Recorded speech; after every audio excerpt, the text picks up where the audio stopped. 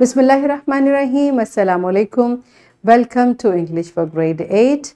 We are learning unit 12 और हमारा आज का SLO है Use all types of tenses correctly in speech and writing. बेटा आपको तमाम tenses practice हो गए हैं अल्हम्दुलिल्लाह और आज हमारा फोकस सिर्फ future perfect tense पर होगा। इससे पहले grade 7 में भी आप tenses पढ़ चुके हैं और recognize the form, various functions and use of all forms of perfect, past, present, future and future tense ये आप सारा डिटेल में 7 में भी डिस्कस कर चुके हैं। So let's start with the name of Allah subhanahu wa ta'ala.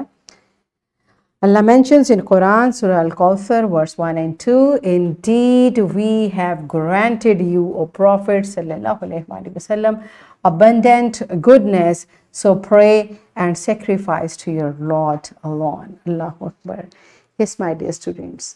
बेटा अल्लाह सुब्हानहू व तआला हमारे प्यारे नबी हज़रत मोहम्मद सल्लल्लाहु अलैहि वसल्लम को बता रहे हैं कि हमने आपको कौसर अता किया। आपने बेटा इस सूरा का शान नज़ूल ज़रूर पढ़िए कि किस मौका पर अल्लाह ताला ने नबी अकरम सल्लल्लाहु अलैहि वसल्लम को इन अल्फाज में तसल्ली और हौसला दिया, क्योंकि इससे हमारे लिए बहुत लर्निंग होती है कि दुनिया जो है ये एक टेस्ट है, दुनिया की ज़िंदगी एक टेस्ट है बेटा। जब हमारे प्यारे नबी हज़रत मोहम्मद सल्लल्लाहु अलैहि वसल्लम के साहबज़ादे इस दुनिया से रुखसत हुए और जो उस वक्त के मुशरिकीन थे, जो काफिर थे, उन्होंने आप सल्लल्लाहु अलैहि वसल्लम को बहुत ताने दिए।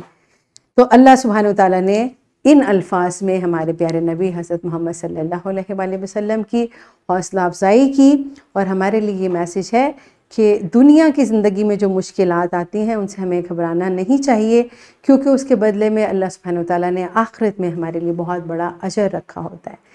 कौसर की बहुत ज़्यादा तफसीर है, अबेंडेंट का मीनिंग यहाँ लिया गया है, ज़रूर इसको आप जानिए। मैंने एक दिन पहले भी आपसे ये कहा था बेटा, इसी तरह से हमें इस दुनिया में ज़िंदगी गुजारने का तरीका पता चलता है। जब हमें कुरान की समझ आती है तो हमें अल्लाह के अहकामात के मुताबिक ज़िंदगी गुजारने का तरीका आता है। अब देखिए यहाँ पर हैव यूज़ हुआ है और पास्ट पार्टिसिपल यूज़ हुआ है और हमें पता है कि ये परफेक्ट प्रेजेंट परफेक्ट टेंस का स्ट्रक्चर है और आज हम फ्यूचर परफेक्ट टेंस का स्ट्रक्चर भी डिस्कस करेंगे। तो एक ब्रेनस्टॉर्मिंग एक्टिविटी से स्टार्ट करते हैं। Why future tense is important in English grammar?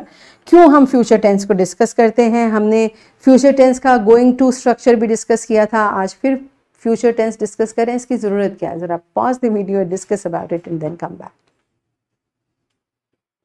Yes my dear children, of course future tense जब भी हम अपने कोई प्लान्स या आने वाले टाइम को डिस्कस करेंगे, अगर हम फ्यूचर टेंस के स्ट्रक्चर से अवेयर नहीं होंगे तो हम कैसे उसके बारे में लिखेंगे या बोलेंगे? दैट्स वाई इट्स इम्पॉर्टेंट कि हमें पता होना चाहिए कि आने वाले टाइम में अगर हम कोई बात डिस्कस कर रहे हैं, कुछ प्लान कर रहे हैं, तो उसको किस तरह से हमने स्ट्रक्चर करना है।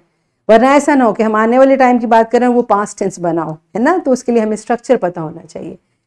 सो फ्यूचर परफेक्ट टेंस का क्या स्ट्रक्चर है? Future perfect tense is used to express the action that will be completed in future. ठीक है, एट सम टाइम, आने वाले कुछ वक्त में हम उसको कंप्लीट करेंगे। और इसका structure we use it to talk about an action that will finish before a certain time in the future, to talk about an action that will be completed before another event takes place, or to express convictions that something happened in the near past. तो ये वो situations हैं जब आप देखते हैं कि आप आने वाले टाइम के लिए, कुछ certain टाइम के लिए बात कर रहे हैं, तो आप फ्यूचर परफेक्ट टेंस यूज करेंगे, या आप किसी ऐसे एक्शन के लिए बात कर रहे हैं जो किसी दूसरे एक्शन से पहले कंप्लीट हो जाएगा, तो आप फ्यूचर परफेक्ट टेंस यूज़ करेंगे। और फिर अपनी किसी कन्विक्शन के लिए आप फ्यूचर परफेक्ट टेंस यूज़ करते हैं। और इसका स्ट्रक्चर ये होता है, सबसे पहले आप सब्जेक्ट को लाते हैं, विल हैव और शैल हैव इसके हेल्पिंग वर्ब हैं, और बाकी तमाम परफेक्ट टेंसेस की तरह इसमें भी वर्ब की थर्ड फॉर्म यानी पास्ट पार्टिसिपल आप यूज़ करेंगे, और इसके बाद ऑब्जेक्ट और कॉम्प्लीमेंट जो भी आपका सेंटेंस है। He will have done it by this evening। ठीक है, यानी हमें पता है कि by this evening वो काम कंप्लीट हो जाएगा, वो कर लेगा, तो हमने फ्यूचर परफेक्ट टेंस यूज किया will have हेल्पिंग वर्ब के साथ, और do इसका वर्ब था जिसकी third form done, do, did, done, right. So हमने पास्ट पार्टिसिपल यूज करते हुए इसको कंप्लीट किया है। इसका नेगेटिव विल नॉट के साथ और शैल नॉट के साथ होता है। He will not have done it by this evening और will he have done this by this evening और क्वेश्चन मार्क। ठीक है,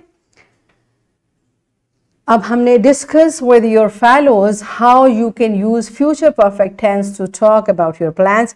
और बेटा प्लान्स कौन से वाले जिसके बारे में आप सर्टेन हैं कि आप ये जरूर करेंगे।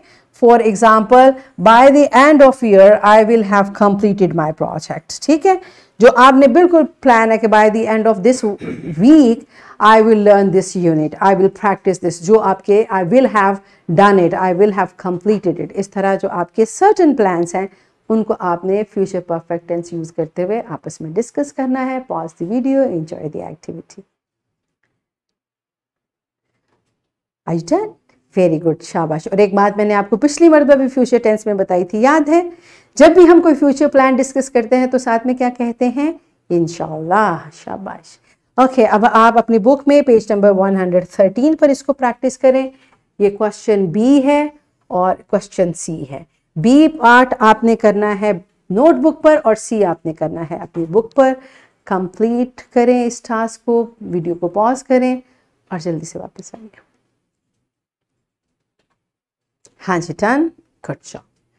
अब हम आपको ये एक वर्कशीट दे रहे हैं, काइंडली टीचर्स इसका प्रिंट बच्चों को दें और ताकि वो फ्यूचर परफेक्ट टेंस को मज़ीद प्रैक्टिस कर सकें और उसमें अपनी जो लिखने की महारत है उनकी और बेहतर हो सके। आई ट्राइड कि मैं इसमें कुछ आपको पैराग्राफ राइटिंग भी दूं ताकि आप बेटा, बिकॉज ये हम टेंसेस क्यों कर रहे हैं, ताकि हम जो भी लिखते हैं उसमें हमारी ग्रामेटिकली, इवन जब हम बोलते हैं तो भी हमारी ग्रामेटिकल मिस्टेक्स ना हो। और आपका आज का होमवर्क है write a paragraph about your future plans using future perfect tense. एक अच्छा सा पैराग्राफ अपनी नोटबुक में आपने लिख के लाना है। ये आज का आपका होमवर्क है। So that's it for today. Thank you and अल्लाह हाफिज़।